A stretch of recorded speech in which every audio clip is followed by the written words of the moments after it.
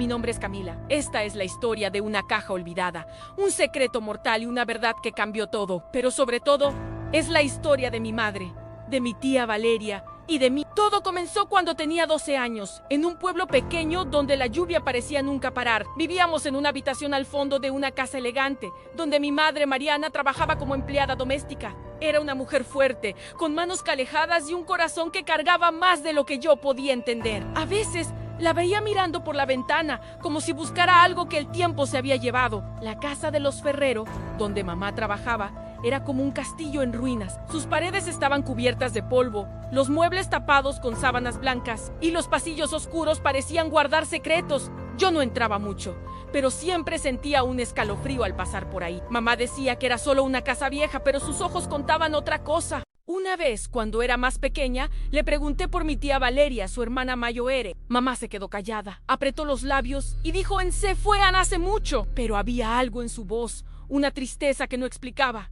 Nunca volví a preguntar hasta que llegó aquel día. Era un lunes gris. La lluvia golpeaba el tejado de zinc y yo estaba haciendo la tarea en nuestra pequeña mesa. Mamá entró de repente, con el rostro pálido y una caja de madera en las manos. Estaba cubierta de polvo, con un candado oxidado que parecía no haber sido tocado en décadas. Sus manos temblaban mientras la dejaba sobre la mesa. Camila dijo en voz baja: necesito que escuches con atención. Nunca la había visto así. Era como si esa caja fuera a cambiar nuestras vidas. Con unas pinzas, rompió el candado. El sonido del metal al ceder fue como un grito en el silencio. Dentro había un diario con páginas amarillentas, cartas atadas con un hilo, fotos en blanco y negro y un colgante de plata en forma de luna. El aire se volvió pesado, como si el tiempo se hubiera detenido. Esto era de Valeria, susurró mamá. Valeria, su hermana Mayoere, solo la había mencionado unas pocas veces, siempre con frases cortas. Decía que había desaparecido a los 17 años después de ir a trabajar para los Ferrero,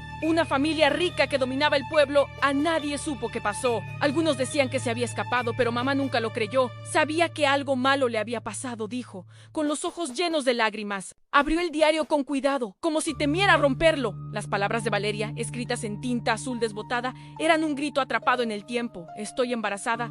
Me amenazó. Dijo que si hablo, me hará desaparecer. No sé qué hacer. Me siento atrapada. Cada línea era más oscura que la anterior. Las cartas contaban una historia prohibida. Valeria había tenido una relación secreta con Tomás Ferrero, el hijo del dueño de la casa. Cuando quedó embarazada, todo cambió. Él la rechazó y su padre, el patriarca Ferrero, la amenazó. Las fotos mostraban a Valeria joven, con una sonrisa que escondía miedo. En una de ellas, llevaba el colgante de luna que ahora estaba en la caja. Mamá cerró el diario y me miró. No puedo dejar que esto quede en el olvido, dijo. Pero no fue a la policía. Sabía que no la tomarían en serio, una empleada doméstica contra una familia poderosa. En cambio, buscó a Tania, una periodista local que conocía desde hacía años. Tania era valiente, de esas personas que no se rinden, pero también tenía sus propios fantasmas. Se reunieron en un café pequeño, bajo la lluvia. Tania leyó el diario en silencio, pasando las páginas con cuidado. Cuando terminó, su rostro estaba serio. Esto es grave, Mariana, pero necesitamos pruebas concretas. Los Ferrero no van a dejar que esto salga a la luz tan fácil. Decidieron investigar juntas. Mamá había encontrado la caja por accidente en un compartimento secreto del desván de la casa Ferrero, mientras hacía una limpieza profunda. La mansión estaba cerrada por reformas, pero algo, quizás el destino, quiso que esa caja volviera a la luz. Empezaron a seguir las pistas del diario. Descubrieron que, en la época de la desaparición de Valeria, los Ferrero habían viajado de repente al sur del país. En un hospital privado de Berrilaki, en esas mismas fechas, nació una bebé sin madre registrada. Fue dada en adopción ese mismo día. Las coincidencias eran demasiadas, pero no era suficiente. Fueron al hospital, pero la recepcionista las miró con desconfianza. Esos archivos no existen, dijo, aunque su voz temblía. Mamá insistió, pero las mandaron en Bora. Esa noche, un carro negro paró frente a nuestra casa. Un hombre con gafas oscuras dejó un sobre en la puerta. Dentro, solo una frase: para de cavar o será peor. Mamá lo rompió, pero vi el miedo en sus ojos. Aún así, no se rindió. Con Tania hablaron con médicos jubilados, enfermeras que trabajaban en el hospital en aquella época. La mayoría no quería hablar. Algunos negaban recordar, pero una enfermera, Marta, después de mucha insistencia, aceptó reunirse en un parque. Estaba nerviosa, miraba a su alrededor como si alguien la siguiera. Recuerdo a esa bebé, dijo. Tenía un colgante en forma de luna, me pareció extraño. Dijeron que la madre había insistido en que no se lo quitaran. Era el mismo colgante de la caja. Mamá apretó la mano de Tania y supe que estaban cerca de la verdad, pero también sabía que el peligro crecía. Una noche volví del colegio y encontré a mamá y Tania discutiendo. Tania quería publicar la historia ya, pero mamá estaba asustada. Y si vienen por Camila, gritó, no puedo perder a nadie más. Tania bajó la mirada. Ann, lo siento, Mariana, pero si no hablamos ahora, Valeria nunca tendrá justicia. Finalmente, Tania publicó un artículo en el periódico local, en el diario secreto de Valeria, en 25 años de silencio. La historia explotó en los canales nacionales, comenzaron a cubrir el caso. La gente en el pueblo hablaba de Valeria, de los Ferrero, de los secretos que todos sospechaban, pero nadie se atrevía a nombrar. Y entonces llegó el mensaje que lo cambió todo. Una joven llamada Clara escribió desde Mendoza. Tenía 25 años. Nunca conoció a sus padres biológicos, pero al ver la foto de Valeria en el periódico, sintió un escalofrío. Esa mujer se parece a mí, escribió. Tiene mis mismos ojos. Clara viajó al pueblo. Recuerdo el día que llegó. Era una tarde fría y el aire estaba cargado de expectativa. Cuando entró en nuestra casa, el tiempo pareció detenerse. Sus ojos eran idénticos a los de Valeria en las fotos. Mamá la miró y las lágrimas cayeron sin que dijera nada. Yo quería abrazarla, pero solo pude quedarme allí, sintiendo que algo en mi corazón se completaba.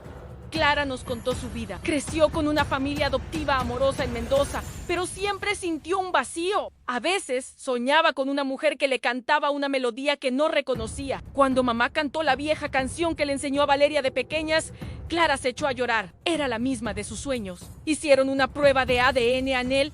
Resultado fue positivo. Ann Clara era la hija de Valeria.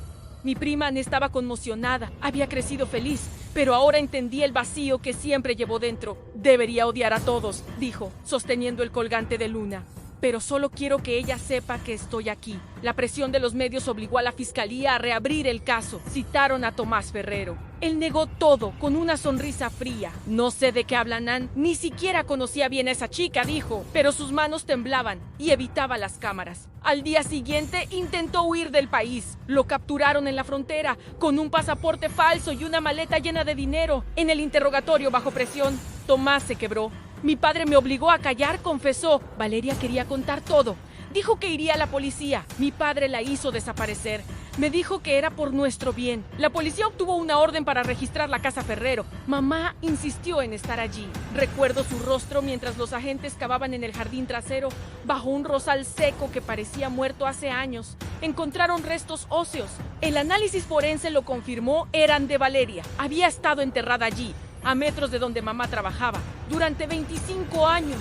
El país entero quedó en shock. Las calles del pueblo se llenaron de gente. Mujeres, jóvenes, familias enteras, todos con carteles que decían «Valeria o somos todos». Frente a la mansión Ferrero se formó un mar de velas y flores. Pero no era solo por Valeria. Durante el juicio, otras víctimas del patriarca Ferrero alzaron la voz. Una mujer mayoere que también había trabajado para ellos subió al escenario en una marcha. Me hizo lo mismo, dijo con voz temblorosa.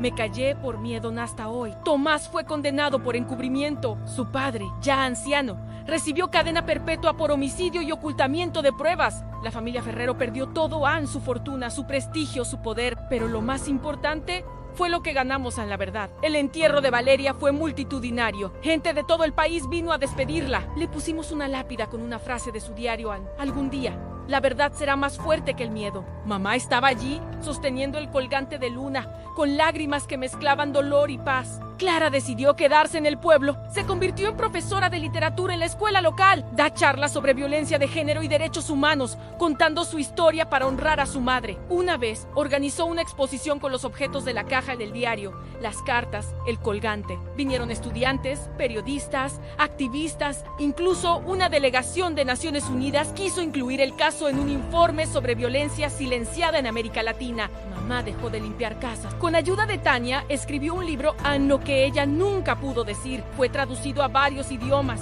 y hoy da entrevistas y participa en debates. Juntas, fundaron una organización llamada Voces de Luna, en honor al colgante de Valeria. Ayudan a mujeres en situación de riesgo, ofreciendo apoyo legal y psicológico. En una escuela vi a una niña levantar la mano y decir: Ana, ahora sé que mi voz importa. Mamá sonrió y supe que eso era todo lo que siempre quiso. A veces, Cuando cae la tarde, veo a mamá sentada con un cuaderno, mirando el horizonte. Todavía tiene esa mirada triste, pero ahora también hay serenidad. La tristeza de quien perdió, pero la paz de quien encontró justicia. Camila, me dice con voz suave, nunca dejes que el miedo te calle. Tu voz es lo más poderoso que tienes. Hoy, mientras cuento esta historia, sé que Valeria ganó. Su verdad rompió el silencio. Pero también sé que hay muchas Valerias ahí fuera, esperando que alguien escuche. Si estás viendo esto, recuerda, Ann, la verdad es como la lluvia. Puede tardar, pero siempre llega a Ñuesa y tu voz. Comparte tu historia. No dejes que el miedo gane. Y si alguna vez encuentras una caja olvidada, ábrela. Puede cambiar el mundo. Si esta historia te llegó al corazón, dale like y suscríbete al canal. Compartir historias como la de Valeria es dar voz a quienes fueron silenciadas. Únete a nosotros, tu voz importa, tu presencia hace la diferencia. Activa la campanita para no perderte ninguna historia que merece ser escuchada. Porque la verdad siempre encuentra su camino y juntos somos más fuertes.